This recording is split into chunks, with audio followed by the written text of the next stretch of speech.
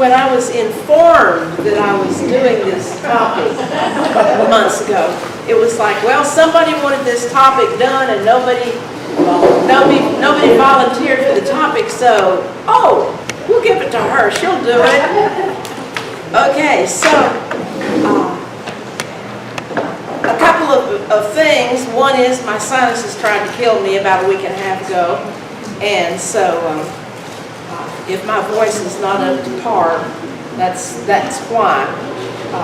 It was bad enough. It was bad enough last Friday that I, believe it or not, used a microphone a little bit, and that's just not me. But we got through that.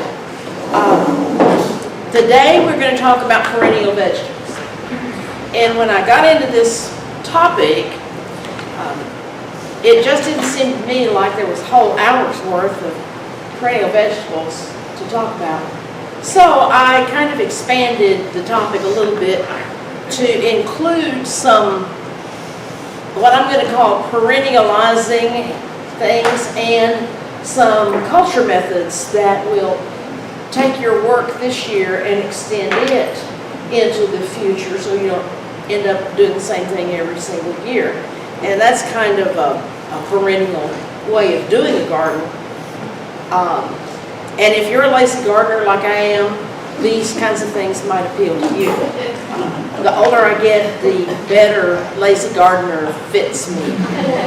So, okay, here we go. So we're going to talk about perennial. We're going to talk about perennializing, which might be a new word to you. I've heard people in the Extension Service who have PhDs using the word, therefore it's an okay word. All right? So you can learn to use that word like I am. And then long-term culture. All right, what, to begin with, do we mean when we say that a plant is a perennial? And so we really have three different categories of plants by how long it is between when they germinate and when they flower. And if it all happens the same year, we call them an annual. And a great example of that is just, go to Bobo's in the spring and buy something colorful. You probably bought an annual and you'll love it. And then it'll die, and the next year you can do it all over again, right? That's okay. Biennials are actually a lot more common in nature than you might think. A biennial germinates one year and flowers the following year. Most of our spring wildflowers are actually biennials. They sprouted in the fall, carried themselves over the winter as little bitty short plants, probably no bigger than that, and then in the spring they shoot up and bloom and we notice them. That's why you're told, if you're going to establish a wildflower garden, don't wait till spring. When you see flowers blooming, you missed it. You've got to plant almost all of those flowers in the fall. That's right. Biennials take a 2-year view of life.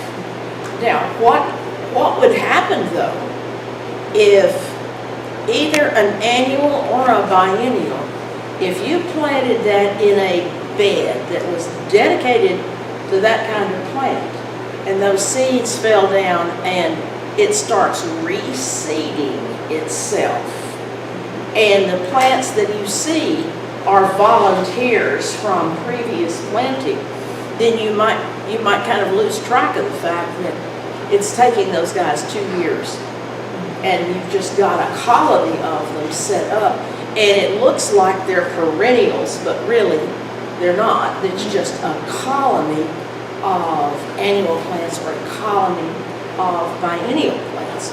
A true perennial lives for years.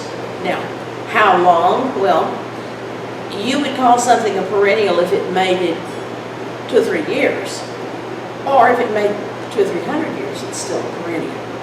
So, when we talk about perennial vegetables and think about things that you plant, that you do not have to plant that plant again, maybe in your lifetime. It's a short list. Perennializing. The first time I heard this word used was by our grass expert, and unfortunately she was talking about grass burrs, sand burrs. Not good news, not good news. If there's anything good about grass burrs, they're annuals. Well, maybe not. Maybe some of those things are living through the winter and coming back next year. That was not good news for me here. So, perennializing, by listening to that discussion and a few others, I have decided that perennializing means a normally annual plant living on for additional seasons. And that could be because you're far enough south that it's living through the winter because the winter is mild. Or it could be those annual or biennial plants self-propagating as a continuous colony. They have perennialized at least the colony, if not individual plants. Now let's think about the things that you can plant maybe once in your lifetime or once in many, many years. First thing that comes to our mind is fruit trees. Because a lot of fruit trees stay small, or they do if you prune them like you're supposed to. It is very common to establish a few fruit trees very near the rest of the vegetable garden. And I think of peaches and plums. The tough thing about peaches and plums in our area is that they are certainly not insect and disease free. They take a lot of attention. And I gave up on pear trees when they all got fire blight, and I gave up on peaches and plums when they all got brown rot. And I never tried an apple tree. And there's only a few varieties that you ought to try anyway. But perhaps if you only have one or two plants, you can go a long time before they acquire any of these diseases. Or if you're set up to spray regularly, like you have to, you can do those in our area. Figs, until Snowmageddon, figs were pretty reliable. You got a good crop. You can kind of keep those trees the size that you want them. There's several different good varieties. Pretty insect-free, pretty disease-free, but most figs did not make it through Snowmageddon. I wouldn't recommend giving up on figs. I think if you could find good figs to plant, go ahead and do it. Maybe we won't have another Snowmageddon for a while. Blackberries are a great choice for a place like a whole row on the north end of your garden. It would be nice to have a row of blackberries. They do require understanding of how they grow, because they are a perennial plant, but they have a 2-year cycle on each stalk. And if you want productive blackberries, you have to learn how to prune them out so that you have a crop every year. Blueberries, people are learning that our Texas blueberries do really well. And there are several varieties, different ones for different soils, but blueberries are fairly trouble-free to grow. And it doesn't take very many blueberry bushes to give you a reasonable fresh crop. So they're very much worth trying. The new kid on the block as far as cultivating is elderberry. Elderberry is a native. If you know where there is a colony of elderberries, and keep an eye on it, just go out and harvest them from the wild. But you are now being able to actually buy elderberries commercial. And there are a couple of different varieties. I would say the closer it is to the wild type, probably the better they're going to do. And if you can simply get somebody to make you a cutting, I know who's looking at me right now. Make a cutting off of a plant that's from around here, your chances of success are better than ordering a plant that was raised hundreds of miles away from here. Stay as local as you can on wild things that you want to bring into your garden. Herbs. We might not think about herbs when we think of perennial vegetables, but in a way they are. They belong in our vegetable garden or your ornamental garden, or why do you make a distinction between the two of those things anyway? Many of these plants could go in your garden in the fall and do very well. They might die back down to the ground, but mulch them and you've got a head start on next spring. And you might find the plants easier now and maybe even cheaper now than later on.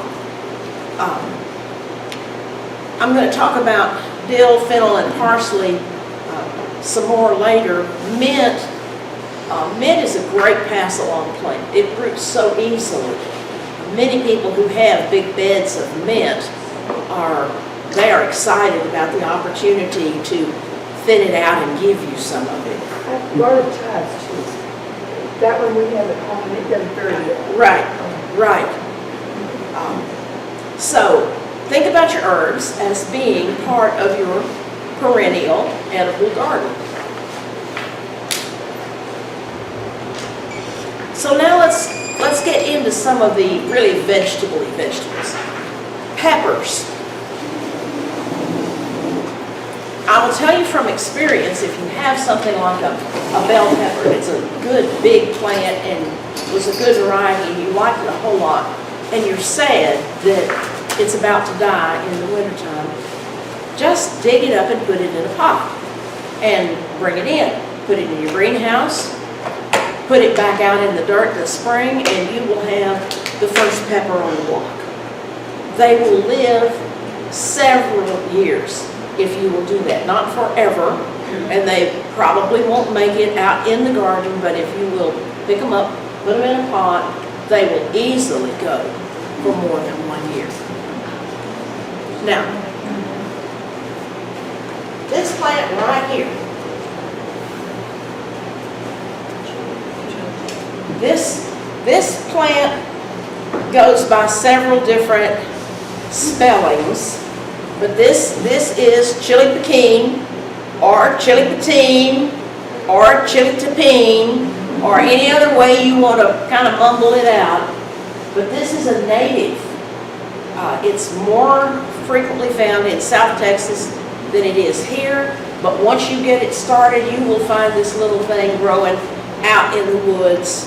And if you would like to try to get a start of this, take one red berry and you can break it open like any pepper. If it's red, break it open, the seeds are ready to plant. So you can get a start on this. It is a perennial. It comes right back from its own roots, and it will get maybe 2 feet tall, 2 feet wide if it's really happy.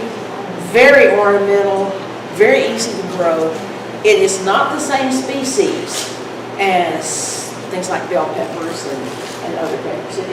It's its own thing. And if you're really, really brave, you can eat one. I wouldn't recommend it unless you got a big glass of milk, because it will blow your head off pretty much. Yeah, makes great pepper sauce. Makes great pepper sauce. So you can look at that.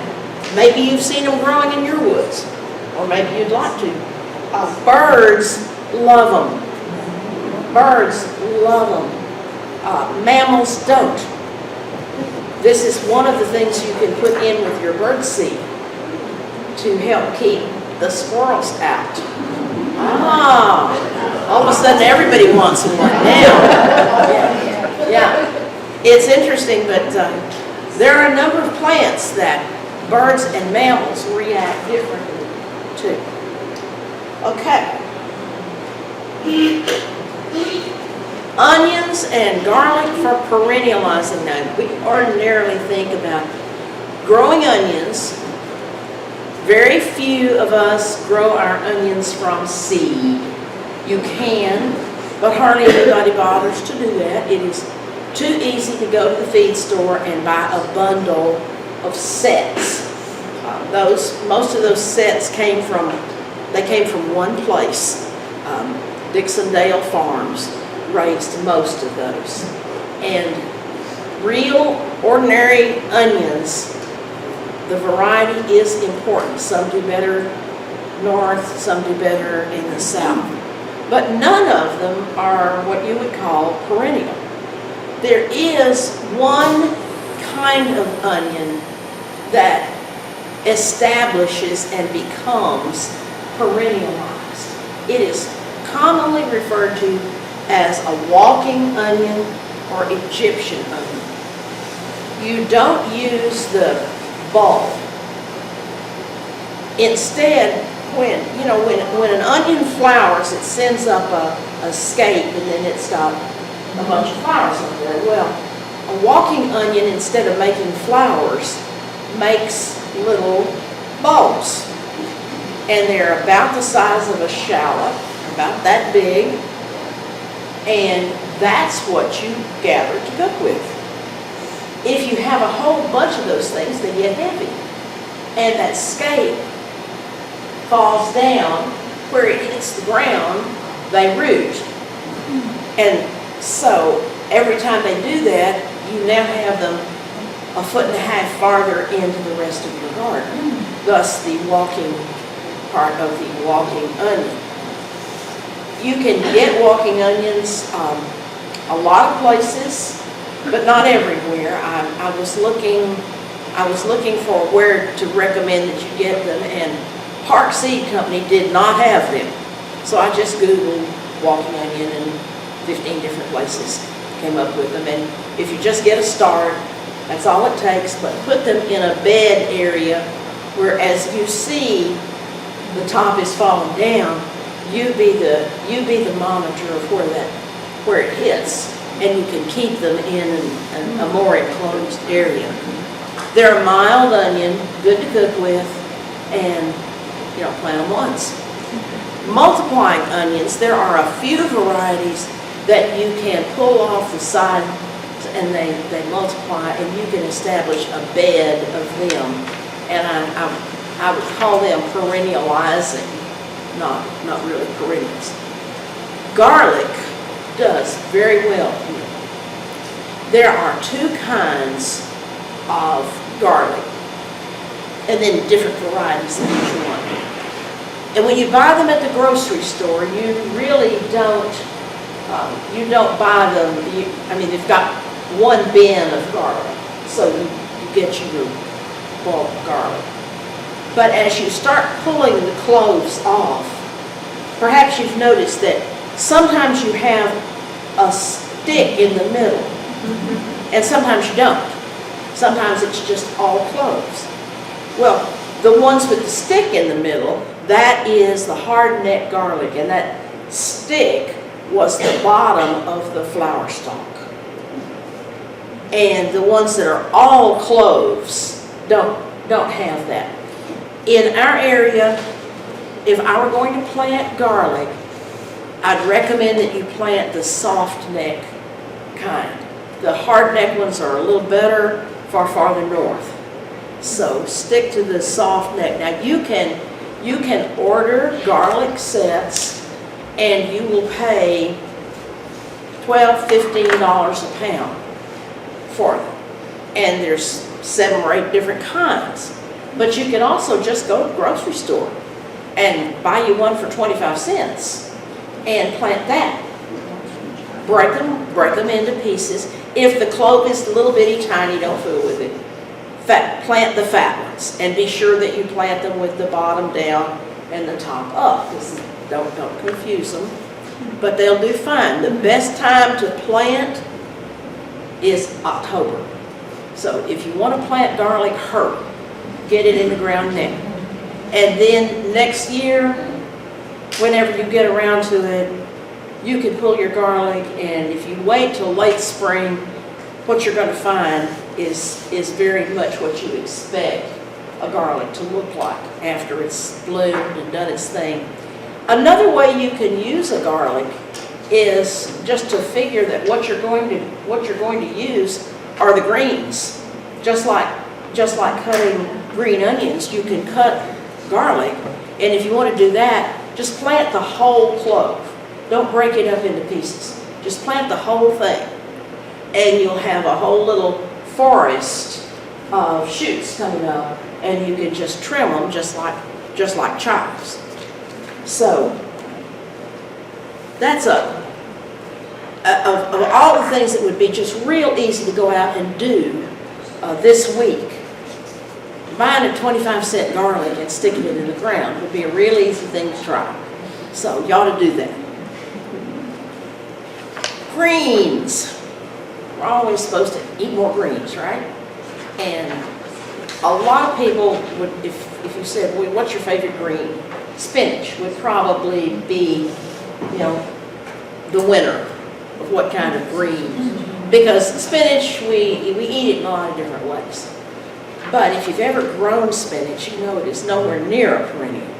I mean, it is a quick crop. So what greens are more like perennials? Well, I'll tell you about Malabar spinach. Malabar spinach is not spinach, but it has a flavor when it is young that is similar to spinach. Malabar spinach is a vine, so you want to plant that stuff on a trellis, on a fence, someplace that it can grow up. And you pick the individual leaves, and the leaves are heart-shaped and about that big. And they're kind of crinkled and fleshy, and as long as they're young, they're tender, and they're okay. I know you're good cooks and you know to put bacon on them, but as they get older, they lose that spinachy taste and they get tough, and you'll think you've cooked up some grass. I wouldn't recommend it. I've tried Malabar spinach, and it's okay. And it is perennial, so grow it as an ornamental, eat it in the spring, and then leave it alone and let it be pretty for the rest of the year, and eat it again the next year. Another green is poke salad. Now, I brought some poke salad, and I want everybody to look at it. Can anybody sing the song? Poke salad, Annie? Now, yeah, we're giving our age away if you know that song. Poke salad, and that's poke salad, pokeweed. It is, I would say, looking at Facebook pages where people call in and say, what is this plant? What is this plant? There are probably more questions asking what poke salad is than any other particular plant. We can't seem to teach people what poke salad looks like. This is what it looks like when it's trying to make it to the end of the year. It's not going to make it. It's going to die in the freezer. But poke salad comes from a big root. So even though the top is going to die back, it is coming back from that root. It is also coming back from every seed in every berry. There's probably 5 seeds in every berry, and they're all going to sprout. So if you decide that this is a pretty thing, and a great big one can be, they'll get 6 feet tall. The stems are red, the berries are red, they're colorful, they're amazing looking, but you better like them, or you better be ready to mow down those babies next year, because they're going to be everywhere. Now, why would you want to raise them as a green? Well, in the early spring, the leaves that come out first are very big. See the size of that leaf? The first leaves in the spring are going to be twice that size. And the shoot will be about that tall, and at that point, you can gather them as an edible crop. Now, big warning here.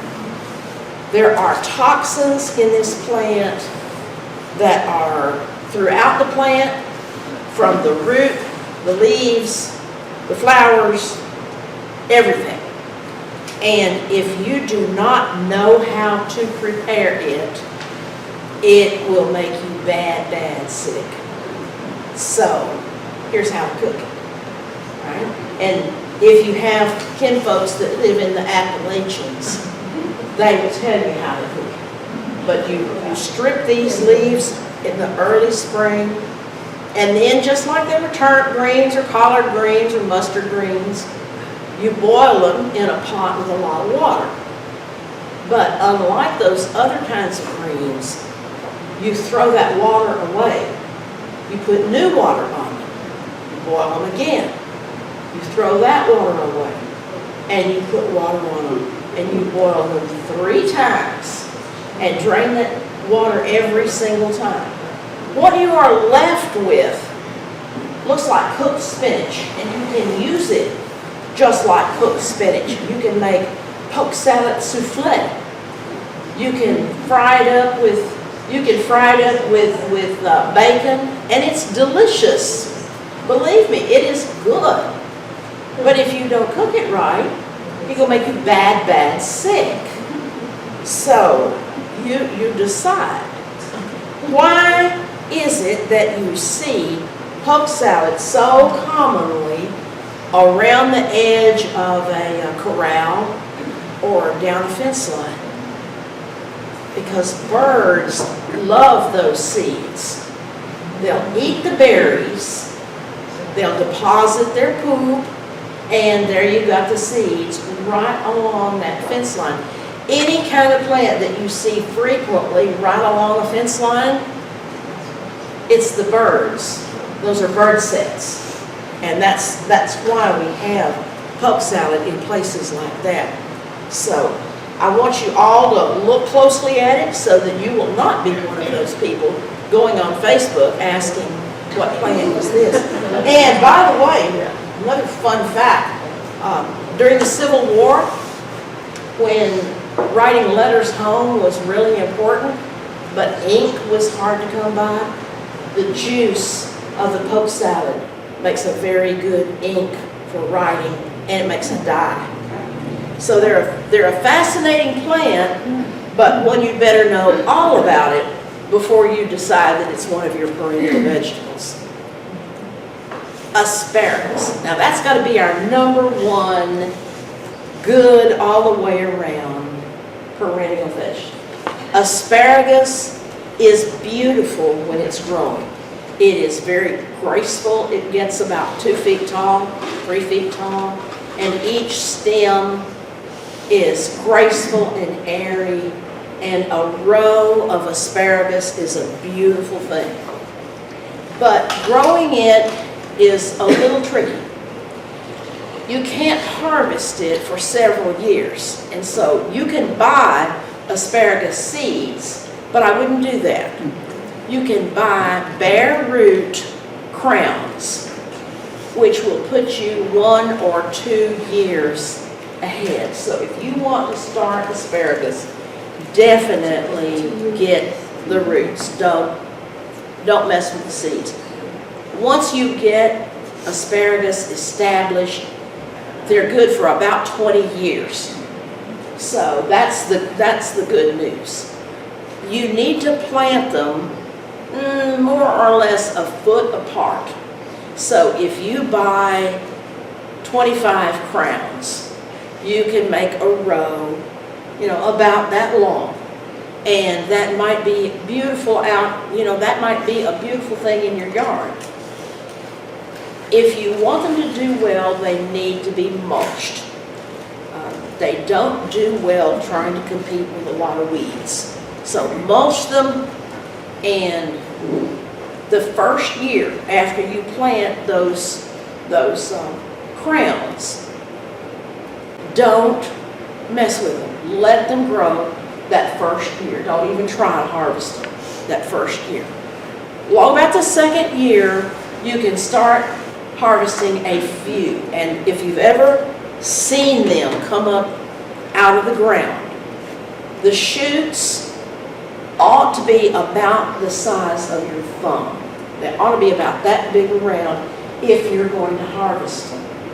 When they get about that tall, you can reach down at the bottom and you can snap them off. You don't even need a knife. They'll just snap.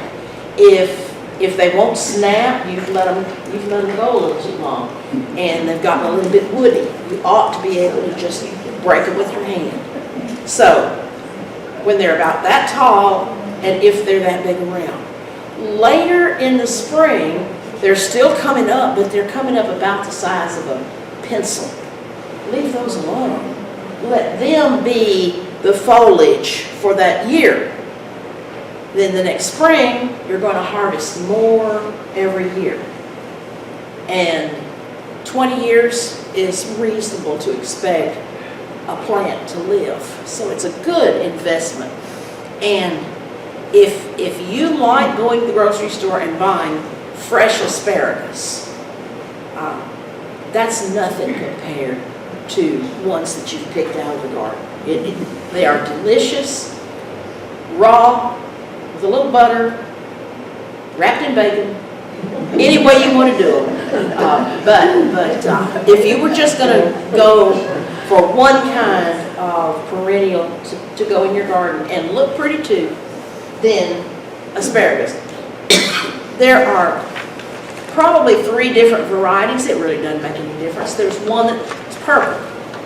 Well, that doesn't make much difference either because the purple goes away when you cook it. So pick one of the green ones and go on. I have a hard time getting them in the house. Yeah, you just munch them up. Eat them all Yeah, in the garden. just pick them and munch them up. Kind of like cherry tomatoes. You just don't get in the house with all of them, do you? Okay, let's think now about long-term growing methods. Now here's something to think about. Native American agriculture, things like the Three Sisters gardens. Usually they plant their crops in hills. Bunch it up into kind of a mound and plant on a mound.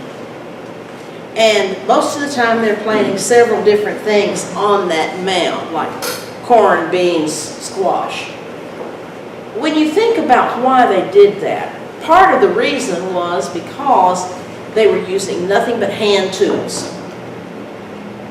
The European model of gardening is different. European style agriculture plants crops in long rows, and typically 1 row, 1 crop. Now, think about why that is. Why did the Europeans plant in long rows?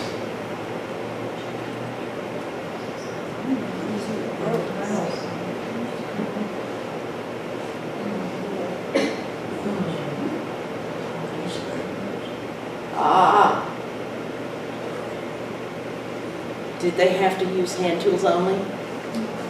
No. They had domesticated animals. They had oxen and horses and mules to pull a tool, which became a plow, which when it came to America got improved in its design by Jefferson and others. But the reason we grow gardens in long rows goes back to the fact that we used to set our gardens up walking behind a mule. Of course, now we walk behind a garden tiller or on top of a tractor to do that work, but we're in the mindset of rows. And that all goes back to the European domesticated animals. Are there ways to lay out a garden that reduce the chore of yearly redevelopment? My garden is about the size of this room. And I have a fantastic tiller that goes behind my tractor. And in 30 minutes, if there's nothing in that garden, I can produce a garden that is level and fluffy and perfect. And then next year I'm going to have to do it all over again. So, Do you do rows? Mounded rows? now or back before I got lazy? Go far enough back and it was all rows, you know? Now I don't even put that tiller in that garden. You know, it just sits out there under a tree. Because I have found lazier ways to accomplish some vegetable growing. One of the ways that a lot of people use, and I'm probably not telling you anything you don't know here, it's just standard raised beds. It's because our back hurts. Yeah. Wide variety of building materials, use what you got, but don't put it over 4 feet wide. That is a common mistake of guys who are building raised beds for their wives. You know, don't let them be over 4 feet wide, because you have to be able to reach to the middle. And if you can't reach 2 feet, then make them 3 feet wide. 1 to several feet tall. The taller they are, the easier it is on your back, and the more dirt you've got in there that you've controlled. So, deeper is better in most cases. If you have read the books about square foot gardening, and if you try to do gardening where something comes out when it's finished producing and something else goes right on in there, raised beds are perfect for that. It is easy to add a hoop house over the top of it. All kinds of materials can be used to put a hoop over the top, and then frost barrier or whatever as a covering for winter. One thing we know is that if you don't put quality soil in there in the first place, you're making a bad mistake, because it's very hard to rebuild good soil. So this is one time when go ahead and put in the time and the effort and the money. If you're going to have a raised bed, put good dirt in it to begin with. Use a lot of compost and set up a drip system. Don't be out there dragging a water hose through a bunch of raised beds. Set up a drip system. An improvement in many ways over a raised bed is Keyhole Gardens. A number of years ago, we had a presentation at our Master Gardener meeting about Keyhole Gardens, and you can read all about them. It is an integrated composting system that distinguishes them from ordinary raised beds. So right out there in the middle of the Keyhole Garden is a place to dump your vegetable trimmings and things. So you are constantly composting right there where it's going to be needed. You've got to include a drip watering system for them to work, but they're perfect for making a hoop over the top of it and building what amounts to a tiny greenhouse that will go through the winter very well. For one reason, all that compost in there is generating several degrees of heat throughout the winter, So heating is not much of a problem in them. One advice that we hear, pack those puppies is what they'll say.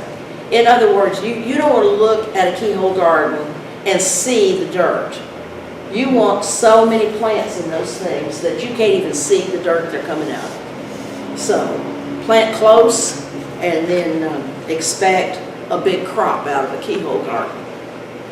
Another one that I have not tried myself, but I have a good friend in Alaska that is doing this. It's called Hugelkulture, and I'm almost willing to bet that's a German word. It's a special kind of raised bed that is very tempting right now because the bottom layer is the biggest logs that you can find to lay in there. You know out in the woods how it takes years for a log to break down. So you put the biggest limbs and logs you can in the bottom of your raised bed, and then on top of that you pile smaller limbs and smaller limbs until finally you're ready to put other things like manure and leaves and hay and topsoil, and then cover the whole thing with compost.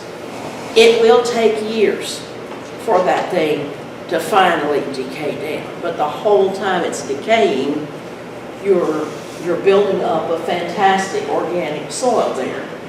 It was hard work to begin with and not much work at all after that.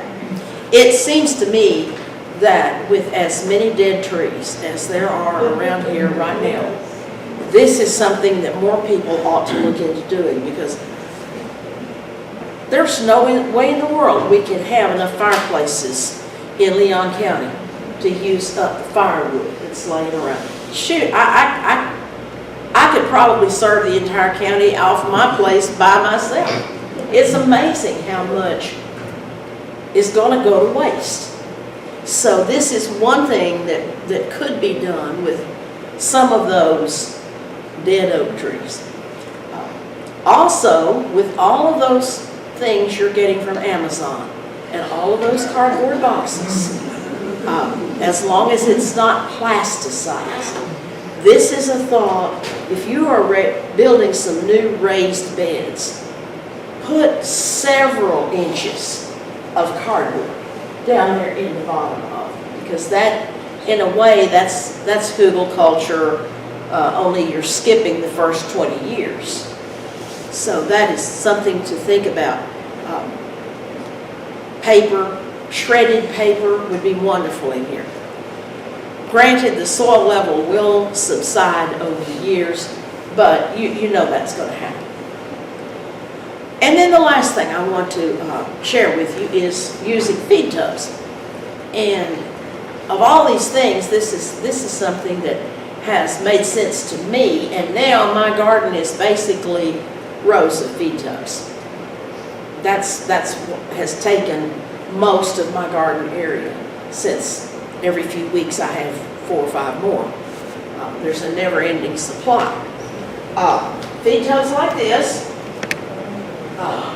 This is the medium size. You can get some products that come in tubs that are a little shorter, some products in tubs that are a little taller. This is pretty much an ideal size for a tomato, and the bigger one is fine for tomato. The shorter one, that's not good for tomatoes. And in this tub right here, I would probably put 1 tomato plant and perhaps 1 basil plant, or a couple or 3 peppers and a cucumber. 20 pepper plants. So, tubs, they're free or they're cheap. I would not expect to have to pay more than $5. Novalene, how many plants? Some of us couldn't hear what you said. 20 what? 20 bean plants. Okay. You know, I plant a bunch of bean plants. Now, a lot of times once they come up, you're going to have to support them with something. So I put my tubs right against the cattle panel, so that they come out of the tub and onto the cattle panel and away they go.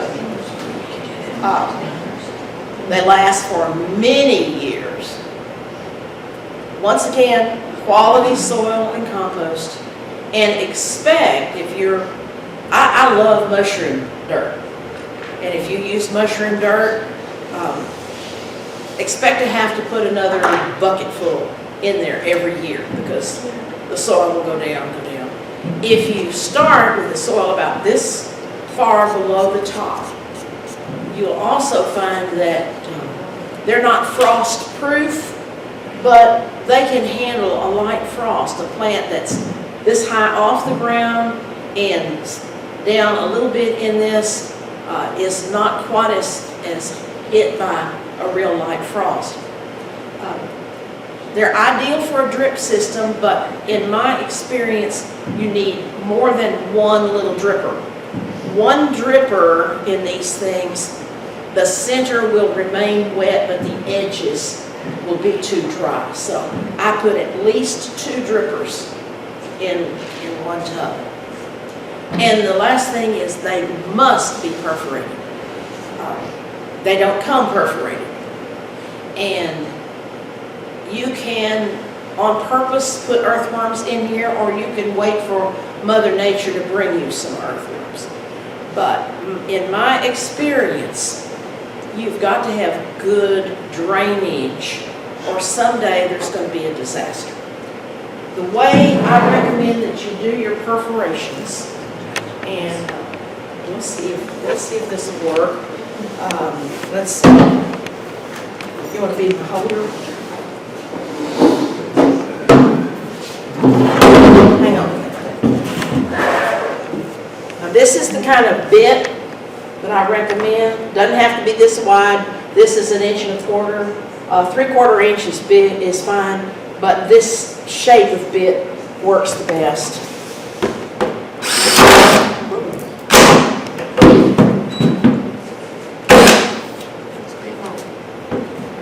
The bigger the hole, the fewer of them there.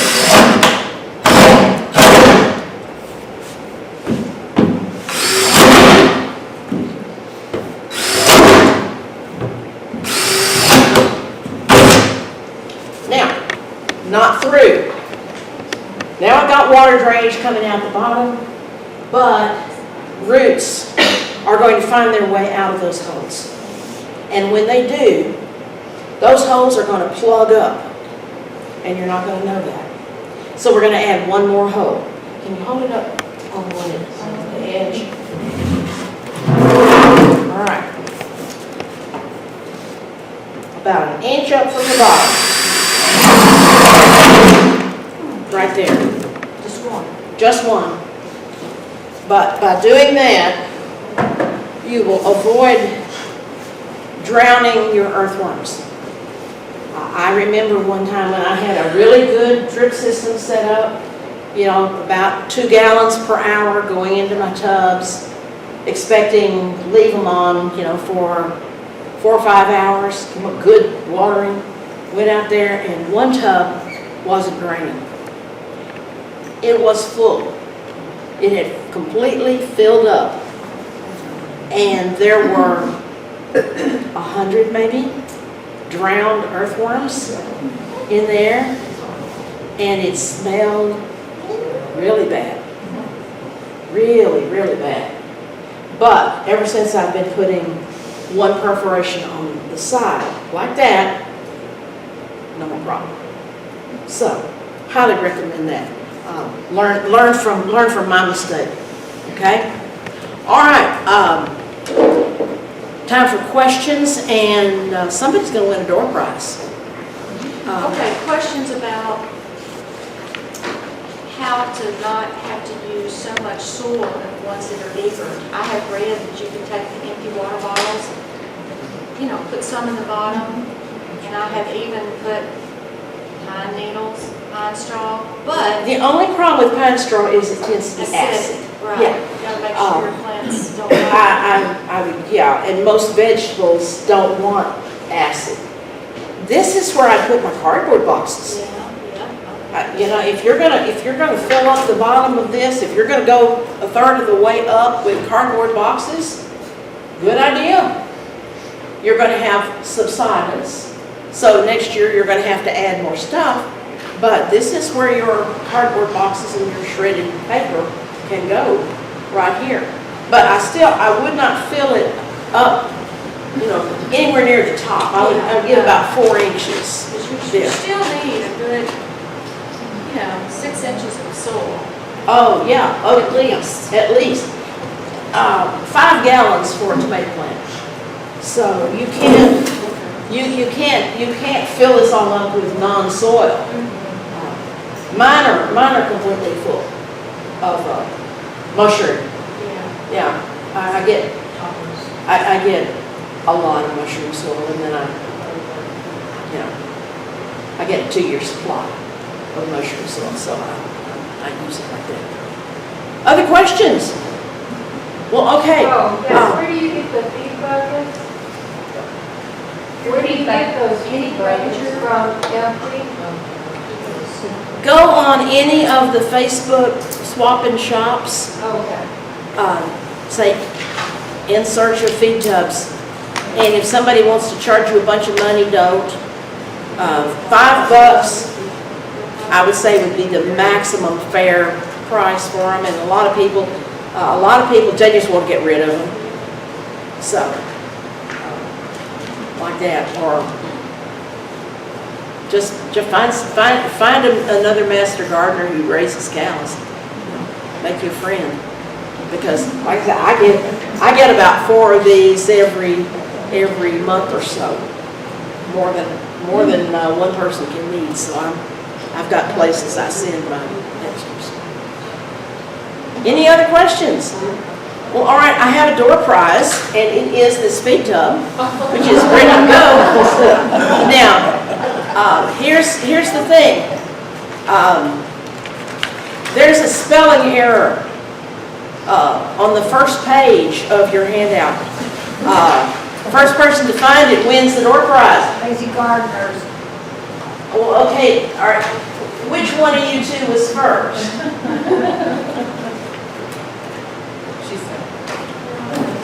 All right. I think it's. I need it Huh? for the square. Well, then you can have it and take it home after that. Underneath your name. Master. Okay. Underneath your name. Yeah. All right. Before you go, please spend a few minutes looking at the poke salad. And as I say, if you want to try to get a start of the chili pekins, take a red one. And there you have your seeds.